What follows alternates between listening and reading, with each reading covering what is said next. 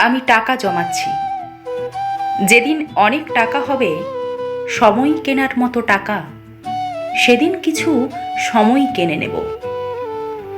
যারা প্রতিদিন, প্রতি মাস, প্রতি বছরে বলে যায় খুব ব্যস্ত, একদম সময় পাই না, কাজের চাপে মনে থাকে না, তাদের সে কেনা সময় ধার দেব।